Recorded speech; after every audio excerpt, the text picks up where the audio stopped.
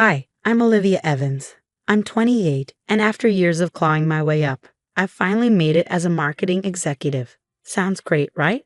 Well, it is except for one thing, my family. Or more specifically, my dad, Richard Evans. He's a big shot businessman who's spent my entire life making me feel like I'll never measure up. Growing up, everything was about Mark, my cousin.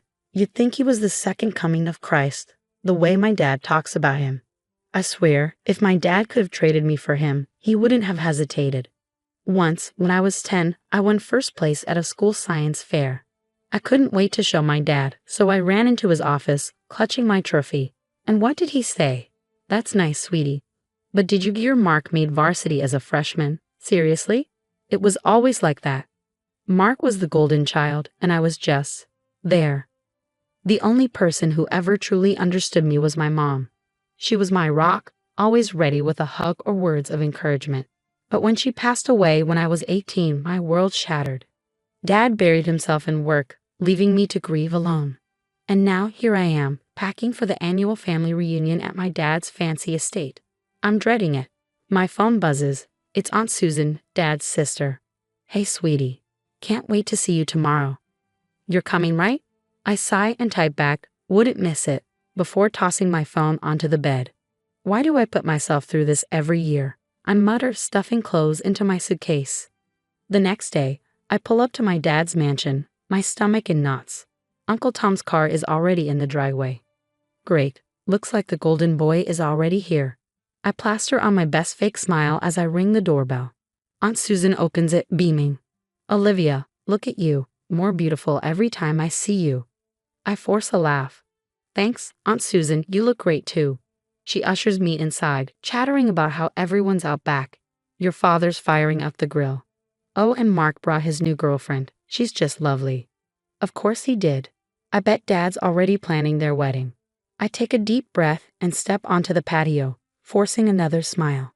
My dad's at the grill, and there's Mark, looking smug as ever. Well, Dad slurs. Look who finally decided to grace us with her presence. Traffic was awful, I lie, trying to keep things civil. How's everyone doing? Mark jumps in, practically glowing. Oh, we're great. I was just telling Uncle Rick about my new business venture. It's going to be huge. I nod, barely listening as he drones on about his latest get-rich-quick scheme, while everyone hangs on his every word. Aunt Susan appears at my side, handing me a glass of wine. "You look like you could use this," she says. "Thanks," I mutter, taking a big sip. The evening drags on, and we all sit around the large table on the patio. Everyone's laughing at my dad's increasingly inappropriate jokes, but I feel the tension simmering under my skin. Suddenly, Dad stands up, swaying slightly. "I'd like to make a toast," he announces, his voice booming, "to my nephew Mark, the son I never had." A cheer erupts from the table, but I can feel my face burning with embarrassment and anger. "Mark, my boy," Dad continues, "you've made me proud. This new business venture is exactly what this family needs. Unlike some people." His eyes flick to me for just a second before he looks away. I grip my wine glass so tightly my knuckles turn white. But nothing could have prepared me for what came next. "You know," my father slurred, swaying slightly. "I always thought having kids would be great, but sometimes mistakes happen." The table went silent. Every pair of eyes turned toward me. "Dad," I whispered, barely able to get the words out. "What are you saying?" He laughed, a harsh, bitter sound that cut through the quiet. "Oh, come on, Olivia. You know you were never part of the plan. Your mother insisted on keeping you, but me? I knew you'd never live up to the Evans name." The silence was suffocating.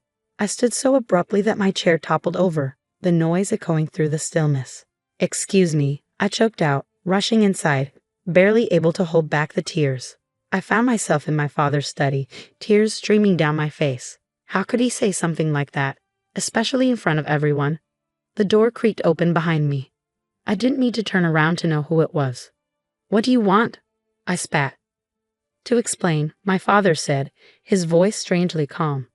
I turned to face him, fury and pain warring inside me. "Explain what?" "That I'm not good enough for this family." He sighed, settling into his leather chair as if we were having a casual conversation. "It's not just about that. I've decided to make some changes to my will. Mark has shown real promise, and—" "You're giving him my inheritance?" I cut him off, my voice full of disbelief. He didn't flinch. The majority of it, yes. It's what's best for the family business. I stared at him, incredulous. So that's it. You're just writing me off completely.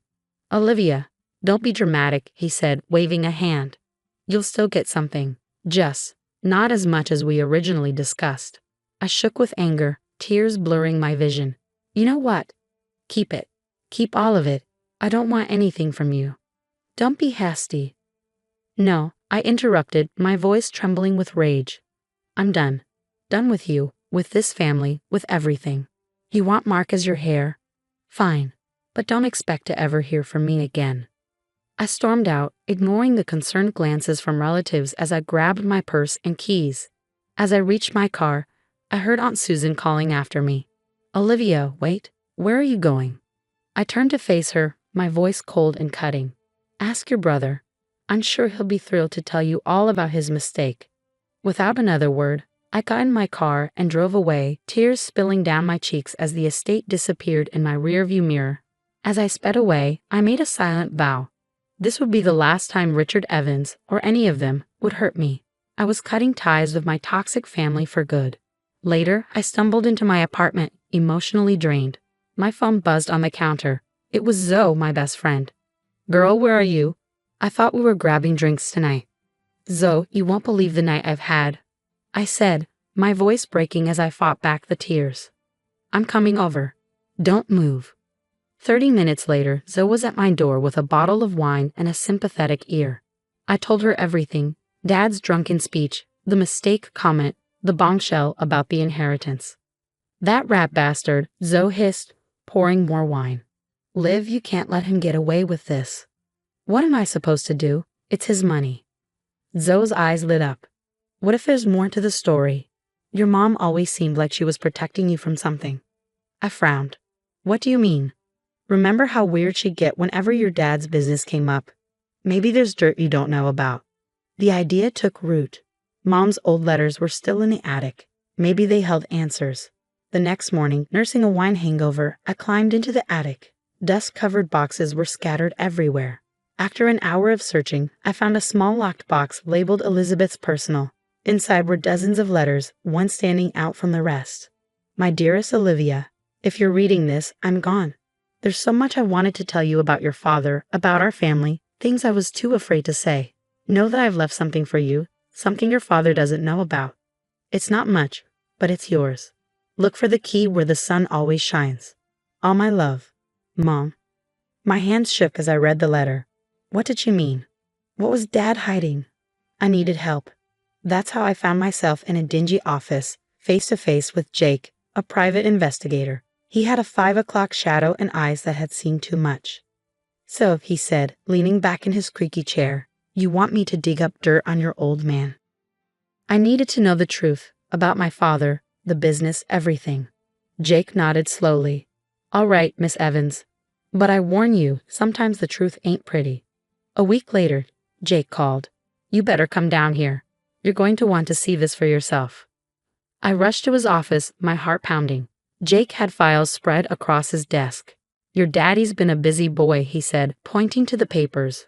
Offshore accounts, shell companies, the works. And get this, your cousin Mark, he's in it up to his eyeballs too. I flipped through the documents, my stomach turning. Fraud, embezzlement, insider trading, it was all there, laid out in black and white. There's more, Jake continued. Your mom, she knew. That's why she set up a separate account for you. It's not much compared to your dad's fortune, but it's clean. And it's all yours. I sat there stunned. Mom had known all along. She tried to protect me the only way she could. What do I do now? I asked, feeling completely overwhelmed. Jake leaned forward, his gaze steady. That's up to you, Miss Evans. But if I were you, I'd make him pay.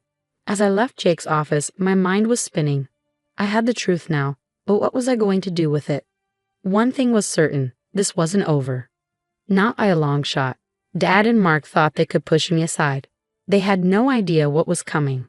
And now, here I am, standing outside my father's office.